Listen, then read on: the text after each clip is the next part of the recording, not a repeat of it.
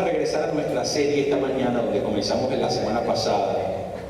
Estamos allí de nuevo en Lucas capítulo 1, verso 27 al 35. Lucas 1, 27 al 35. Y este texto es donde estuvimos la semana pasada. Estamos hablando estas semanas del nacimiento de nuestro Señor Jesucristo.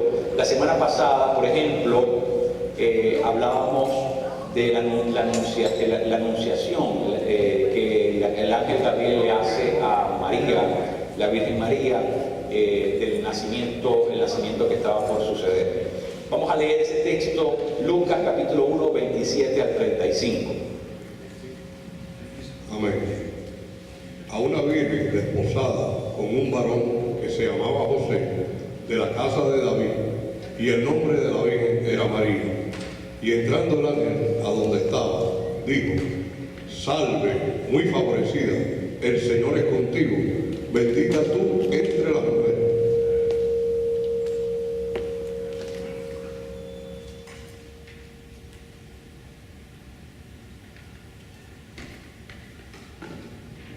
Sí, hasta el 35, por favor.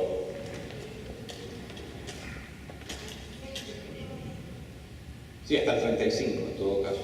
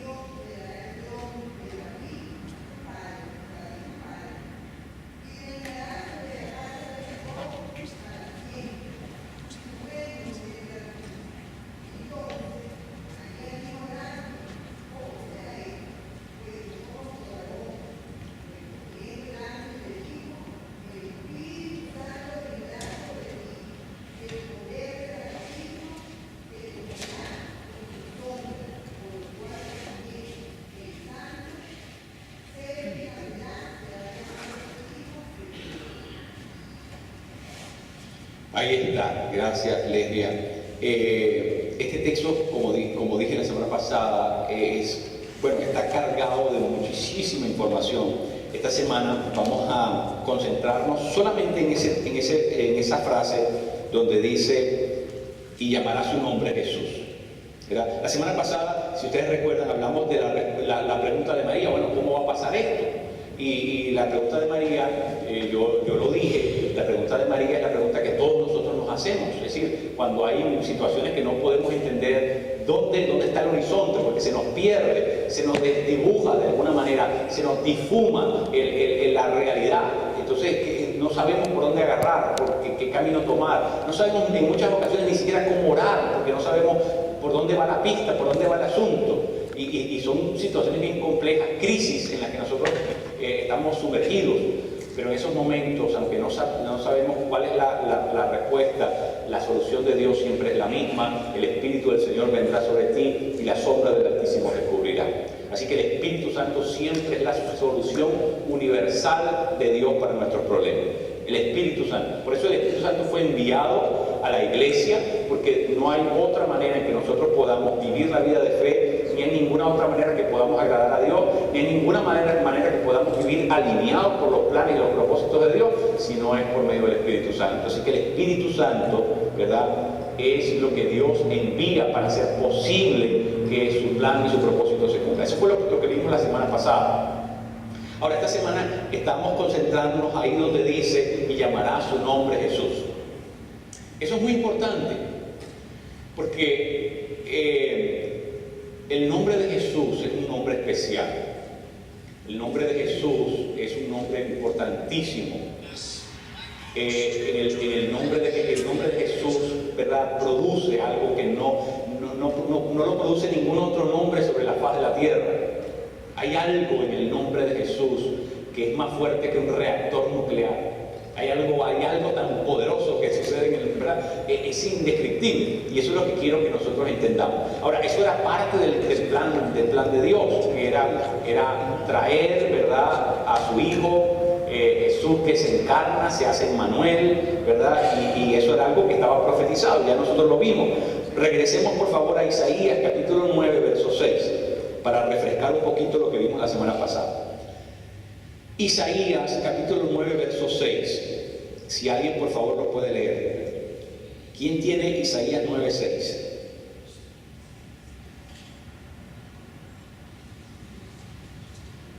A ver, por favor.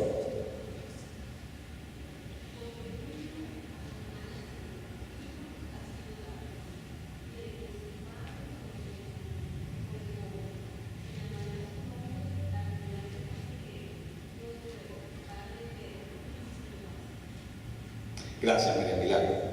Es interesante, ¿no? Que se dice se llamará su nombre y da un montón, una lista de adjetivos y uno dice, bueno, pero ese no es el nombre de Jesús. Bueno, porque lo que pasa es que hay que entender algo. Esos son títulos que pertenecen a la persona de Jesús. El nombre de Jesús, ¿verdad?, es un nombre muy interesante porque ustedes saben que en la tradición hebrea los nombres de alguna manera definían a la persona y los nombres tenían algo muy especial en la mentalidad hebrea porque los nombres desataban proféticamente a una persona. Por eso es que Dios en el Antiguo Testamento tiene que cambiarle el nombre a ciertas personas porque no encaja el nombre con lo que proféticamente Dios planeaba hacer por medio de esa persona. Así, por ejemplo, Jacob no podía seguir llamándose Jacob, porque el plan profético de Dios era que Jacob se desatara, se moviera en otro camino. Y para poder encajar nombre con un propósito, Dios tenía que cambiar el nombre a la persona. No lo podía dejar seguir con el mismo nombre, ¿verdad? Y eso pasa también con Pedro, ¿verdad? Que se llamaba Simón, hijo de Jonás, y entonces le dijo, no más Simón, hijo de Jonás. Ahora es Cefas, Pedro, te vas a llamar Pedro. ¿Por qué? Porque el plan profético de Dios conllevaba que encajara un nombre con un nombre que fuera con el plan profético de Dios. Así que en el Antiguo Testamento el nombre determina el propósito que Dios tiene para la vida. Eso es muy importante entender. Por eso Jesús se tenía que llamar Jesús, no se podía llamar otra cosa. No se podía llamar Pepe, no se podía llamar Narciso, tenía que llamarse Jesús. ¿Por qué? Jesús significa Salvador, ¿verdad? Daniel, la palabra Daniel significa el que hace juicio a las naciones, ¿verdad? Dios le hace juicio a las naciones. ¿Por qué? Porque Dios proféticamente levanta a Daniel para que tenga una palabra profética sobre las naciones. Y por eso nosotros vamos al libro de Daniel, y Daniel lo que hace es hacer juicio sobre las naciones de parte de Dios, porque ese era el rol profético en el cual se tenía que mover. Por eso su nombre era Daniel. Y si vemos Elías, ¿verdad? Elías dice, la salvación está conmigo, y eso es el propósito de Elías, venir a salvar a Israel de lo que Satanás estaba planeando hacer por medio de la dinastía de los Omri, ¿verdad? Y entonces llega Elías como el padre para la nación, y por eso Elías, ¿verdad?, tiene que anticipar, el espíritu de Elías tiene que anticipar la venida de Jesucristo, porque él es el que trae a los padres con los hijos con los padres. Ese es el propósito de Elías, aparecer en un momento en que Jezabel está acabando con la figura masculina. Y por eso Elías tiene que aparecer proféticamente de esa manera, porque ese era el rol profético de Elías. Entonces, cada nombre en el Antiguo Testamento tiene una explicación, tiene una razón de ser. Y por eso es que Jesús no se podía llamar Odín, no se podía llamar Pedro, se tenía que llamar Jesús, porque lo que estaba era declarando proféticamente a lo que venía. Jesús es el Salvador de la humanidad. Entonces, eso es lo importante, lo que tenemos que entender. Miren, la cosa está en el nombre. Los nombres en la Biblia juegan un papel muy interesante, muy importantísimo. La cosa aquí está en el nombre. Y por eso es que me estoy deteniendo a predicar sobre este asunto, porque nosotros como gente tenemos que entender que la cosa está en el nombre. Porque ese nombre, unido a la persona correcta, ese nombre unido a la persona correcta es una química explosiva. Es como, por ejemplo, ustedes se acuerdan que de niños nosotros vimos el cuento de la Cenicienta, ¿verdad? Y el cuento de la Cenicienta es que el zapato se lo probaron a todo el mundo, pero solamente le entraba a una persona. Bueno, así es el nombre de Jesús. En el tiempo de Jesús mucha gente se llamaba Jesús, pero no le cabía el zapato. ¿Ves? En cambio, cuando a él le dieron el nombre, como a él sí le entraba el zapato, porque proféticamente, ¿verdad? Era el escogido de Dios, el ungido de Dios, el llamado de Dios, era Dios mismo entrando en la historia humana, entonces a él sí le entraba el zapato. Y entonces el nombre encajaba con su rol, y entonces por eso se desata proféticamente en la vida de Jesús lo que tiene que pasar. Así que eso es muy importante, eso es muy importante. Pero aquí es entender que el asunto está en el nombre. Quien tiene el nombre, quien tiene ese nombre, ahí es donde está el tema. Miren, yo no sé si ustedes escucharon la historia de esta cadena, que bueno, una cadena universal, ¿verdad? Está en todos los países del planeta, McDonald's, ¿verdad? Los restaurantes de comida rápida McDonald's. Ray Kroc, que fue la persona que inicia esta franquicia, trató de convencer a los hermanos McDonald's que le vendieran el negocio. Los hermanos McDonald's no estaban muy convencidos porque les estaba yendo muy bien. Según ellos, estaban vendiendo bastante, tenían ya una clientela hecha, de alguna manera el negocio estaba creciendo. Entonces, para ellos no era interesante venderlo. Y este Kroc se le pegó atrás y les decía, oye, véndanmelo por favor, véndanmelo. Y aquella gente se resistía a venderlo. Y entonces un día los hermanos McDonald's lo llaman y le dicen, oye, pero mira, nosotros ya te enseñamos cómo es que hacemos las hamburguesas. Tú has visto la serie que nosotros tenemos, tú has visto todas las estaciones que nosotros utilizamos, ya tú sabes cómo manejamos el negocio, ya tú sabes dónde conseguimos los insumos, ya tú sabes todo el negocio. ¿Por qué no vas y montas tu propio restaurante de hamburguesas? Si ya tú nos puedes copiar todo, ¿para qué necesitas comprarlo si tú puedes montar tu propia cosa? Y Ray Kroc, ¿sabe lo que le dijo? Es que ustedes no han entendido. Ustedes no han entendido. El asunto de esto no es hacer hamburguesas, el asunto de esto no es copiarle el restaurante a ustedes, el asunto de ustedes es quedarme con el nombre que ustedes tienen. En otras palabras, el secreto, según Ray Kroc, de la cadena tenía que ver no con hacer hamburguesas, porque para hamburguesas las puede hacer cualquiera, tenía que ver era con el nombre que ellos tenían. Lo que realmente él quería comprarles era el nombre. ¿Ves? Y esto se parece mucho a la historia de Jesús, porque ahí es donde está el secreto, en ese nombre es donde está el secreto de todo. Ese nombre contiene algo, ese nombre contiene algo que no lo contiene otro nombre. Así que vamos a estudiar por qué ese nombre es especial. Bueno, lo primero que tenemos que entender, tres cosas, quiero compartirles tres cosas esta mañana acerca del nombre de Jesús. Lo primero es que el nombre de Jesús es una señal profética. El nombre de Jesús es una señal profética. Es decir, para aquellas personas que estudian la profecía bíblica, sabían, ¿verdad?, que esa persona que iba a llegar, el Mesías, el escogido de Dios, ¿verdad?, que tanto esperaban los judíos, esa persona que venía era un Salvador, era un Jesús, un Yeshua, ¿verdad? Y ellos estaban esperando, obviamente, en el marco profético, en el horizonte profético, esa persona tenía que llegar con esa característica, tenía que ser un Salvador, ¿verdad? El Mesías, la palabra Mesías, que es la palabra Cristo, Mesías en hebreo, Cristo en griego, la palabra Mesías o Cristo significa el ungido. El ungido significa la persona escogida por Dios con un plan, con un propósito específico.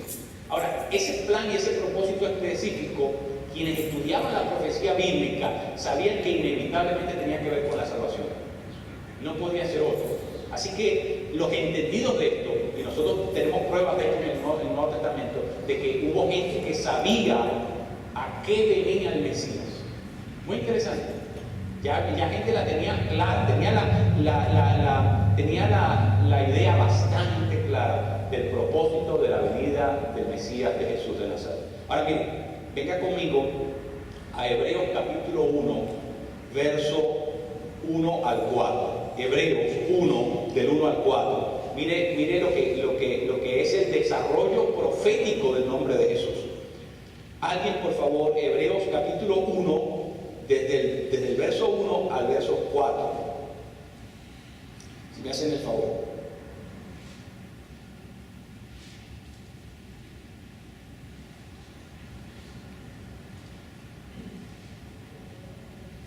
Puede ser en español también, sí.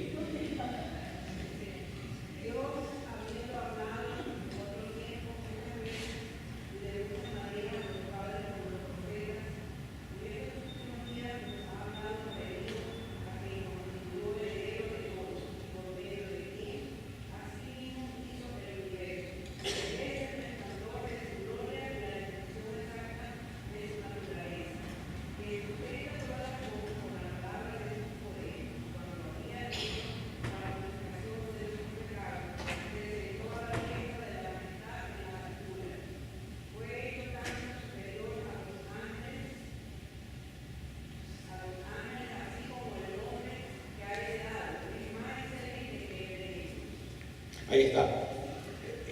El plan profético de Dios, ¿verdad?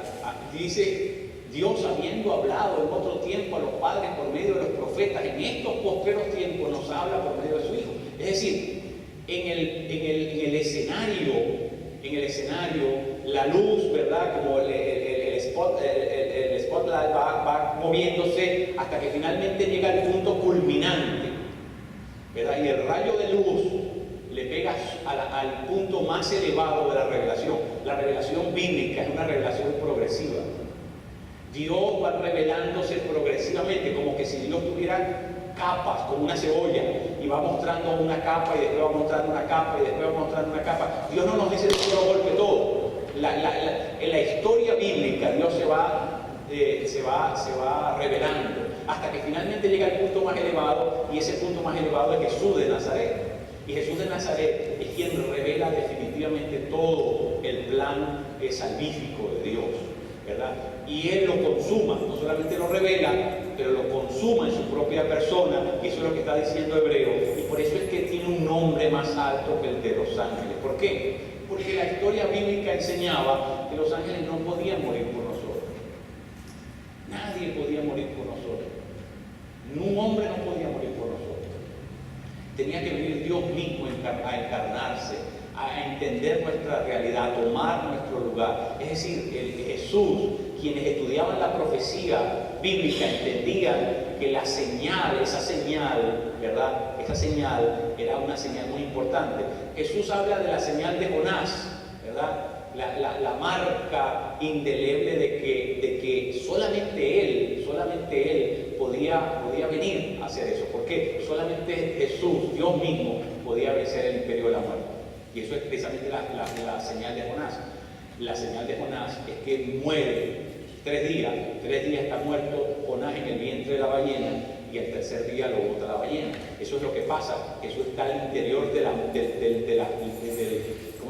muerte, y lo contiene, y después de pasar 3 días, Jesús vuelve a la vida.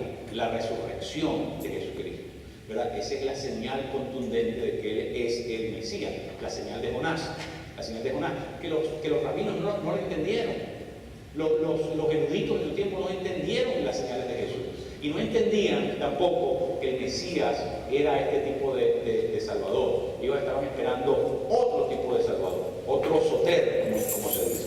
Ahora, entonces eso es lo primero.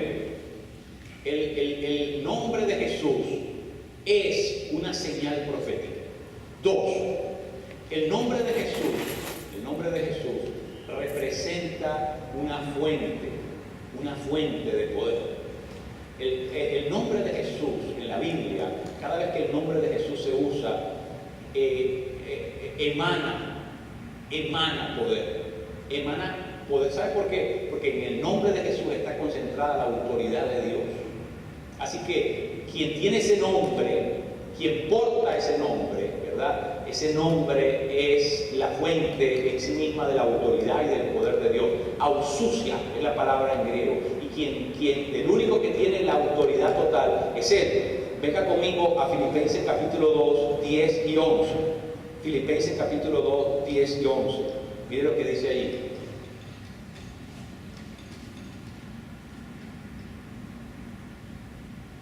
Alguien, por favor, Filipenses 2, 10 y 11.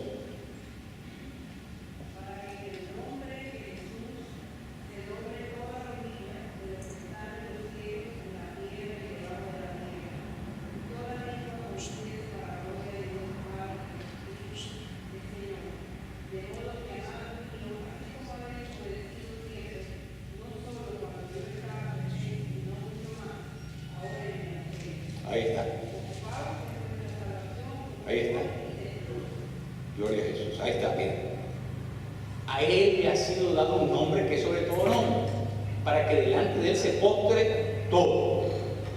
Todo, absolutamente todo. ¿Y Él, por qué? Porque Él es ahora, es la autoridad definitiva y total. Porque Él ha vencido el imperio de la muerte. Así que en el nombre de Jesucristo, ¿verdad? Ese nombre que le fue dado a Él, ese nombre que es donde está concentrado el poder, la autoridad divina. Miren, a Jesús le preguntaban, ¿y en nombre de quién haces tú todas estas cosas? ¿No? Cuando Jesús hacía milagros, los fariseos lo abordaban y le decían, bueno, ¿en nombre de quién haces tú esto? Interesante, porque en la mente hebrea, el nombre en el cual lo haces significa en qué autoridad estás haciendo las cosas. ¿Quién es el que te está dando autoridad? ¿Quién es el que te está autorizando para hacer lo que tú haces? Muy interesante, ¿verdad? La forma como le preguntan así, de forma frontal a Jesús, ¿de dónde viene su autoridad? ¿Bajo qué nombre operas tú? ¿Bajo qué nombre te mueves? Los fariseos llegaron al punto de decir, saca a los demonios por el nombre de Belcebú, ¿verdad? Y hay toda una confrontación entre los fariseos y Jesús, ¿verdad? Porque Jesús se desmarca y dice, no, espérate, yo no trabajo con ese nombre, yo tengo mi propio nombre. Jesús se movía en su propia autoridad, porque Él era Dios, Él era Dios. Y cuando Jesús se acercaba a los demonios, ya los demonios lo reconocían y decían, no nos atormentes, Jesús de Nazaret, no nos atormentes. ¿Por qué? Porque es que Él tenía una investidura. El nombre de Jesús porta una investidura de la cual deviene poder y de la cual deviene autoridad. En el mundo espiritual, los demonios saben quién es Jesús de Nazaret. No tienen la menor duda de quién es Jesús de Nazaret, porque fue Jesús quien los destruyó en la cruz del Calvario. Así que los demonios retroceden, tiemblan al oír el nombre de Jesús. Tiemblan al oír el nombre de Jesús. ¿Por qué? Porque Jesús de Nazaret es la autoridad. Así que ese nombre tiene una investidura. Ese nombre es un título.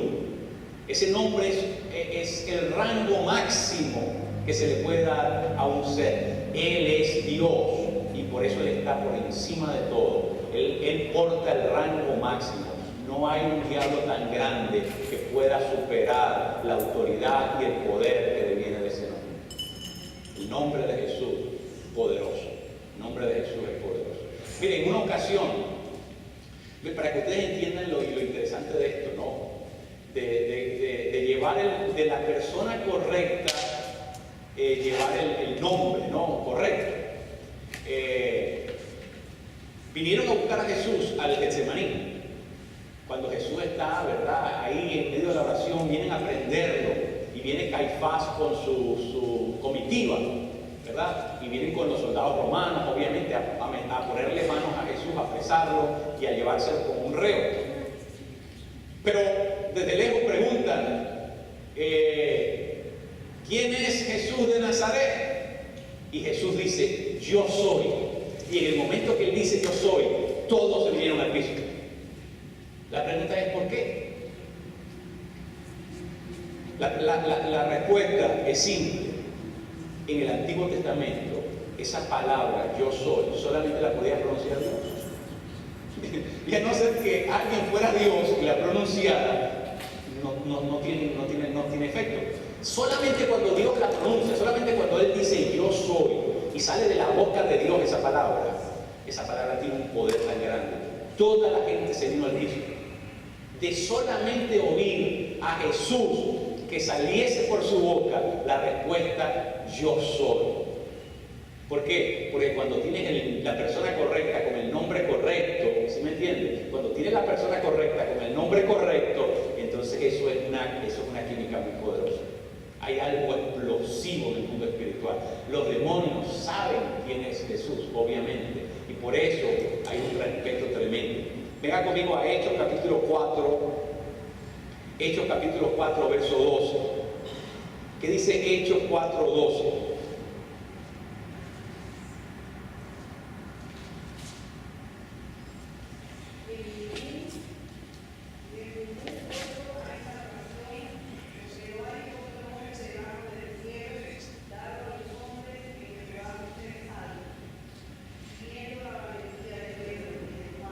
Ahí está.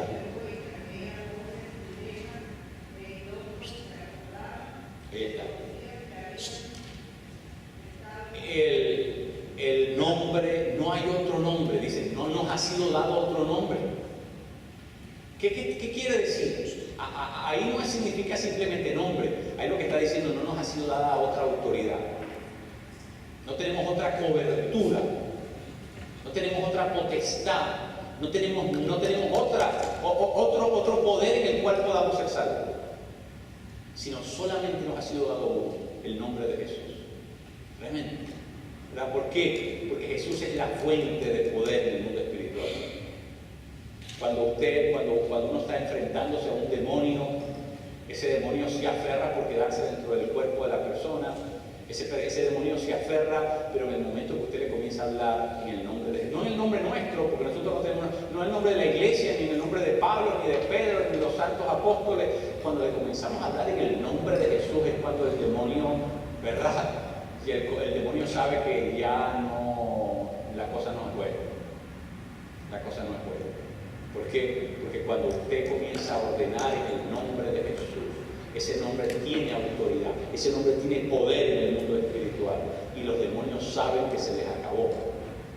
Se acabó completamente todo. ¿Por qué? Porque ese es el nombre que ellos obedecen, ese es el nombre que ellos respetan. Porque en el mundo espiritual ellos conocen bien cómo funciona la cosa. Ellos saben perfectamente que no hay un nombre sobre otro. No hay un nombre más grande, más poderoso que el nombre de Jesús. Ahora, ¿saben qué cosa es triste? Que muchas veces nosotros que los demonios entienden el mundo espiritual y nosotros no lo entendemos. Muchos de nosotros no entendemos la autoridad que está contenida en el nombre de Jesús. Los demonios lo entienden. Muchas veces nosotros no entendemos el respeto, la reverencia que hay que tener ante el nombre de Jesús. Los demonios la tienen y nosotros que somos creyentes no la tenemos muchas veces. Es interesantísimo, pero tenemos que entender que es el nombre de Jesús la fuente de poder. Cuando nosotros nos movemos y usamos ese nombre y trabajamos bajo la autoridad de ese nombre, hay algo que sucede que es poderoso. Y tercero, lo tercero que está contenido en el nombre de Jesús es que el nombre de Jesús es una línea de crédito para el creyente. El nombre de Jesús es una línea de crédito que tenemos en el cielo. ¿Sabe lo que significa eso? Que usted puede poner algo en la cuenta de Jesús. Por eso es que Jesús dice, todo lo que pidieren al Padre en mi nombre, ¿qué dice la palabra? Será hecho. ¿Qué es lo que está diciendo? Lo que quiere decir es que es como que cuando uno le da una tarjeta de crédito al hijo, ¿no? Que se va de la casa o se va a un viaje, lo que sea, y uno le dice, mira hijo, por si acaso alguna situación, llévate esto, ¿verdad? Y realmente lo que le está diciendo al hijo es, si hay alguna situación, ponlo a mi nombre, es decir, el gasto ponlo a mi nombre, porque para eso es que le está dando usted la tarjeta. ¿Es cierto? Entonces, es una línea de crédito que está abierta en el cielo para nosotros los creyentes. Para que nosotros en ese nombre, ¿verdad? ¿Sabe por qué? Realmente no es una línea de crédito. Más que una línea de crédito, es que ya por la obra de la cruz, eso que nosotros estamos pidiendo ya fue cancelado, ya fue pagado. Realmente es un acumulado que está ahí a favor nuestro. Ahora, vale, hay que hacer la salvedad, es importante entender esto, es que si nosotros no usamos esa línea de crédito, pues obviamente no pasa nada. Es decir, si nosotros no creemos en la autoridad que hay en el nombre de Jesús y no pedimos en el nombre de Jesús, bueno, espérate, no va a pasar nada porque es que nosotros, ¿verdad? Como suele suceder, muchas veces tenemos un problema y es que creemos que es demasiado bueno para ser verdad. usted no se da cuenta que uno vive de la sospecha, ¿no? Porque vive en una sociedad esta consumista en la que le quieren hacer trampa y fraude cada rato, y entonces uno anda viendo dónde es que está la letra pequeña, ¿no? Porque esto no puede ser verdad, es demasiado bueno. Entonces uno comienza a revisar el documento para atrás y para adelante y uno dice, espérate, ¿dónde está la trampa? Porque no puede ser que me van a regalar algo y no me lo van a cobrar en algún momento. ¿Ve? Así nos pasa cuando Dios dice, cuando Jesús nos dice, pidan en mi nombre y se les va a dar. Jesús mismo les dice, ustedes no han recibido porque no han pedido. No han recibido porque no han pedido. En otras palabras, bueno, ¿qué más hago? La línea de crédito está abierta, lo que tienen que hacer es ponerlo a mi nombre. Es decir, ponerlo bajo mi cuenta. Pero si nosotros no creemos en la autoridad y en lo que está contenido en el nombre de Jesús, bueno, no pasa nada. No pasa nada, uno, porque no pedimos. ¿Ves? No pedimos, o porque pedimos lo que no tenemos que pedir. Pero tiene que ver con eso, que muchas veces tenemos una percepción de lo que Dios nos está hablando a partir de nuestra realidad humana. Y como nuestra realidad humana, nadie da nada a cambio de nada, entonces nosotros pensamos que Dios es igual. Pero es al contrario. ¿Sabe qué? Si nosotros no pedimos en el nombre de Jesús, ¿sabe lo que está pasando? Todo lo que Jesús compró para nosotros en la cruz, todo lo que Jesús quiere darnos, bueno, obviamente no se va a materializar, no se va a sustanciar, no va a llegar a ser una realidad, porque si nosotros no tenemos fe para creer que eso es una realidad, pues no va a pasar. Y entonces, ¿qué pasa? Todo lo que Jesús compró a nuestro nombre, todo lo que nosotros estamos para recibir, no lo vamos a recibir. Nos vamos a ir de aquí, ¿verdad? Con carencia, con miseria, con un montón de cosas que no son el plan de Dios para nosotros, pero simplemente porque no tenemos suficiente fe de creer que en un nombre algo puede pasar. ¿Ves? Entonces necesitamos reprogramar, necesitamos reentender lo que está contenido en ese nombre. Ese nombre es el nombre más poderoso que hay sobre la faz de la tierra. No hay otro nombre más poderoso que ese. En una ocasión le preguntaron a Zúcarov, el ruso que fue la persona detrás de todas estas grandes, la bomba atómica, todo este tipo de cosas, la persona que trabajó detrás de ese proyecto, le preguntaron, ¿es cierto que la bomba atómica es lo más poderoso que se ha inventado? Digo, no, lo más poderoso que hay es la verdad. Lo más poderoso que hay es la verdad, dijo él. Y eso es muy importante entenderlo, porque la verdad no existe separada de Jesús. Jesús de Nazaret es la verdad. Y es cierto, no hay nada más poderoso que la verdad. Porque la verdad es la que nos hace libres, porque la verdad es la que transforma, porque la verdad es la que nos salva, porque la verdad es la que nos dirige, la verdad es la que nos afirma, la verdad es la que nos abre las puertas. La verdad, es decir, Jesús de Nazaret es la verdad. Y por lo tanto, cuando nosotros clamamos en ese nombre, créanme, mis queridos, eso es algo que desata un poder en el mundo espiritual incontenible, inapresable. Un poder que no puede ser arrestado por otro poder. Es el poder sobre todo poder, ¿verdad? Él es la autoridad sobre toda autoridad. No tiene límite, no tiene parangón, no tiene comparación en la historia. El nombre de Jesús está por encima de él. Ahora, termino con esto. Hay que entender también que el nombre de Jesús no es un talismán. Porque mucha gente, ¿verdad? Mucha gente usa el nombre de Jesús como decir abracadabra, pata de cabra. Entonces dice el nombre de Jesús, no, y no va a pasar así. Mire, la única manera como ese nombre funciona es si nosotros estamos sujetos a ese nombre. Si usted no está sujeto a ese nombre no hace nada. Porque no es quien lo pronuncie, no es que el nombre es mágico. No es una frase mágica que alguien, un conjuro, que alguien, ¿verdad? Entonces eso cada vez que usted lo pronuncia va a pasar algo. No va a pasar. Va a pasar si nosotros vivimos bajo la autoridad de Jesús. Si nosotros lo consideramos a Él como la autoridad sobre nuestra vida. Si no, no va a pasar nada. Había unos tales que escucharon a Pablo sacar demonios en el nombre de Jesús y fueron ellos. Dijeron, bueno, mira, esto es como dicen los cubanos, esto es jamón, ¿verdad? Sacar demonios en jamón. y se fueron detrás de unos endemoniados y les comenzaron a decir: yo te reprendo en el nombre de Jesús, del cual predica Pablo. Y los demonios se viraron y le dijeron: ¿sabe qué? A Jesús conocemos y de Pablo hemos escuchado, pero ¿ustedes quiénes son? ¿Ustedes quiénes son? Ustedes son traficantes de nombre, ustedes son impostores, ustedes son unos fraudulentos. Y sabe que los demonios se le vinieron encima, los desnudaron y le dieron tremenda paliza que no se les ocurrió más nunca en la vida ir detrás del demonio. ¿Qué quiere decir eso? Que el nombre de Jesús no es un talismán. Ahora usted va a comenzar a usar el nombre de Jesús para... la gente dice sí, porque mucha gente yo creo, producto de la cultura mágico-mítica religiosa en la que nosotros nos hemos criado, que pensamos que yo puedo vivir como me da la gana, pero puedo usar el nombre de Jesús para que me den un empleo, para que las cosas me salgan bien, para ir feliz por la vida, para tener todo. Mentira, no va a pasar, yo se lo tengo que decir. El nombre de Jesús es supremamente poderoso. El nombre de Jesús es supremamente poderoso. Si yo no lo hubiese visto, diría: es mentira. El nombre de Jesús sí es poderoso, pero el nombre de Jesús tiene que estar cotejado con quién soy yo. Recuérdense la ilustración que le puse con la Cenicienta. Tiene que ser la persona, el zapato tiene que encajar perfectamente en la persona. Y si nosotros usamos ese nombre, pero ese nombre no encaja con quién soy yo, porque yo no vivo bajo la autoridad de Jesús, porque yo no creo en la autoridad de Jesús, entonces no va a pasar nada. No va a pasar nada.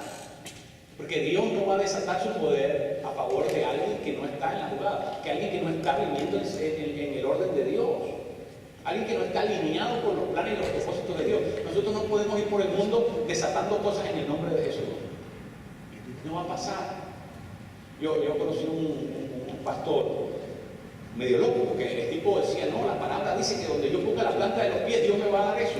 Y el tipo se quitaba los zapatos y decía: yo voy a empezar aquí, porque aquí esta casa yo la quiero para mí. Loco.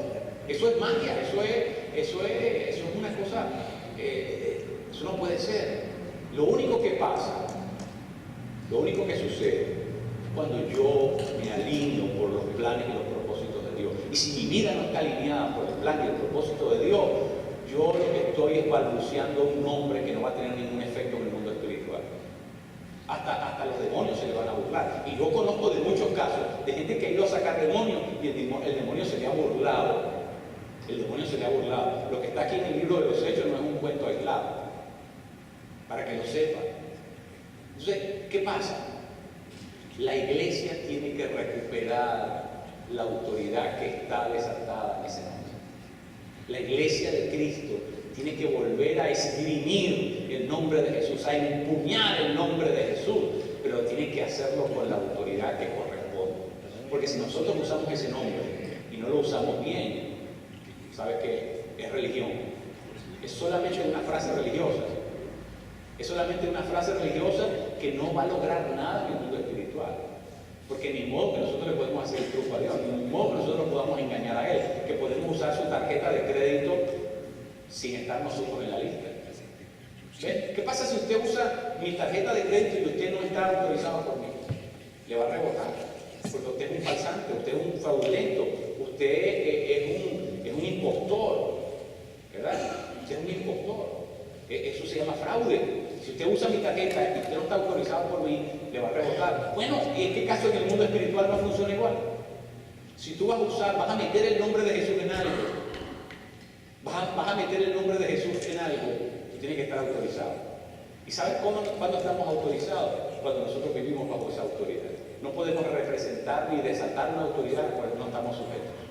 Entonces, es muy importante, mis queridos, que nosotros como iglesia de Cristo, nosotros comencemos a usar ese nombre, pero lo usemos con la autoridad respectiva, con la sumisión respectiva. Porque en el momento en que nosotros comencemos a hacer eso, vamos a ver la autoridad de Dios moverse en nuestra vida. Créanme, queridos, créanme lo que yo les estoy diciendo. Trabaja de esa forma, es verídico de esa manera. Dios quiere que nosotros, Él nos está autorizando para que nosotros usemos su nombre. En mi nombre dice, en mi nombre echarán fuera demonios. ¿Verdad? Es decir, Él quiere que nosotros usemos su nombre, pero nosotros tenemos que estar en lo que tenemos que estar. Porque si no, de nuevo, es solamente una frase religiosa, vacía de significado y vacía de poder, ¿verdad? Está completamente vacía. Solamente cuando nosotros vivimos bajo la autoridad de Jesús de Nazaret, entonces se manifiesta la investidura y el poder que está contenido en ese nombre. Así que la Navidad nos recuerda a quién estamos adorando nosotros. Ese es el verdadero sentido de la Navidad, que ese niño menudito, pequeñito, ¿cuánto podía pesar Jesús? 6, 7 libras, ese saquito de hueso, ahí estaba Dios encarnado. Eso es casi imposible de imaginarse, que Dios se hizo vulnerable para abrir la historia. Pero ¿sabe qué, mi querido? ¿Sabe qué? Ese que vino a la historia, entró a la historia humana de forma tan vulnerable, ese fue el que hizo los cielos. De Hebreos capítulo, lo leímos hoy. Todo está sustentado en el nombre de Él. Todo se sostiene en el nombre de Él. Él es la autoridad que existe sobre todas las cosas, mi querido. Así que recobrar el espíritu genuino de la Navidad es entender que ese niñito, al que nos referimos como el niño Jesús, no es nada más y nada menos que el creador de todo lo que hay, de todo lo que existe, del infinito mundo, ¿verdad? Del orden universal, de todo lo posible de entender que es ¿verdad? Abrumador, porque ni siquiera nos hemos acabado todavía. El ser humano todavía no sabe todo lo que hay en una célula. Imagínense usted, no nos hemos acabado todavía en una célula.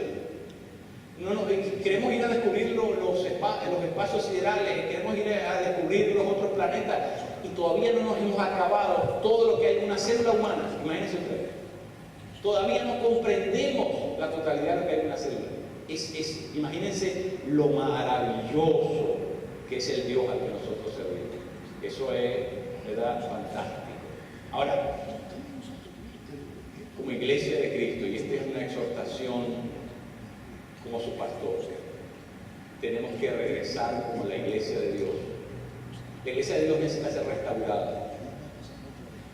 Y creo que ese proceso de restauración comienza cuando nosotros entendemos quién es Jesús de Nazaret, cuando nosotros entendemos la autoridad que Él representa, y cuando nosotros estamos dispuestos a someternos a la autoridad de Jesús. Solamente cuando la iglesia regrese a eso, mi querido. ¿Sabe qué? Porque queremos ser cristianos por la libre. Queremos hacer nuestra propia versión de la fe. Queremos hacer un cristianismo que sea adecuado a nuestra cultura, a nuestra realidad inmediata, a cómo nos gustan que sean las cosas. Queremos un cristianismo por catálogo, ¿verdad? Donde usted escoge las features, las características que quiere. ¿Y sabe qué? No es así. Nosotros tenemos que entender que Jesús de Nazaret es la autoridad suprema sobre la iglesia. Cuando nosotros regresemos a tener a Jesús por autoridad sobre nuestra vida, entonces usaremos el nombre de Jesús, pero va a haber autoridad, va a haber poder, va a haber una investidura espiritual que va a emanar de ese nombre. Y yo creo que para allá, a eso tenemos que regresar, porque estamos viviendo en tiempos tan terribles que si nosotros como iglesia de Cristo no volvemos a lo básico, y lo básico es regresar a vivir bajo autoridad. Necesitamos regresar a vivir bajo autoridad. Y eso tiene que ver con el nombre de Jesús. Ahora mismo estoy leyendo un libro que se llama Radical. Un pastor en Alabama. Tremendo libro, porque el cristianismo occidental se ha acostumbrado a un europeo, se ha acostumbrado a una fachada, olvidado de dónde está la fuente del poder de la vida cristiana. Y tenemos que regresar a eso, mis queridos. Así que, en medio de esta Navidad, yo te exhorto que tú regreses al espíritu de la fe cristiana, regreses a lo más básico de la fe cristiana. ¿Saben cuál fue el primer credo de la iglesia? ¿Saben cuál fue el primer credo que la iglesia tuvo? Jesucristo es el Señor. Hubo cristianos que murieron y lo único que sabían, si usted le preguntaba cuál es su doctrina, ¿qué es lo que cree usted? Jesucristo es el Señor. Ya no sabían más nada. Ya no necesitaban saber más nada. Nosotros ahora conocemos la teología y la teleología y la filosofía y la hermenéutica y la exégesis, la exégesis. Conocemos tan... ¿Y sabes qué? No entendemos lo que significa Jesucristo es el Señor. Sabemos todo lo otro, pero no entendemos las implicaciones de decir Jesucristo es el Señor. Y tenemos que regresar a eso. Tenemos que regresar a lo más básico de la fe cristiana. Y este tiempo de Navidad es un tiempo para reflexionar. ¿Qué es lo que creo yo? La Navidad significa natividad. Es el nacimiento de Jesús. Pero realmente es la entrada de Dios en la historia humana para completar la historia de la salvación que había sido prometida. Pero si Él es Dios, si Jesús probó ser Dios y no es un ser humano como cualquier otro, no es un iluminado, un profeta o un tipo. Si Él es Dios, entonces, si yo no me sujeto a Él y a su autoridad, yo soy un rebelde. Yo estoy viviendo en abierta rebelión contra Dios mismo. Así que esta Navidad es un tiempo para reflexionar poderosamente qué es lo que yo creo. Porque si Jesús nació y Él probó ser Dios, entonces yo tengo que tomar una decisión. O vivo bajo su autoridad o estoy en rebelión abierta contra Él. Y si Jesús es la autoridad, entonces en el momento en que yo me sujeto a esa autoridad está sobre mi vida y yo puedo, en el nombre de Jesús, desatar el poder de Dios también. Tenemos que regresar a eso, Iglesia de Cristo. Tenemos que regresar a eso. Nos ponemos en pie. Dale un abrazo a tu hermano. Dile, yo vivo bajo la autoridad de Jesús.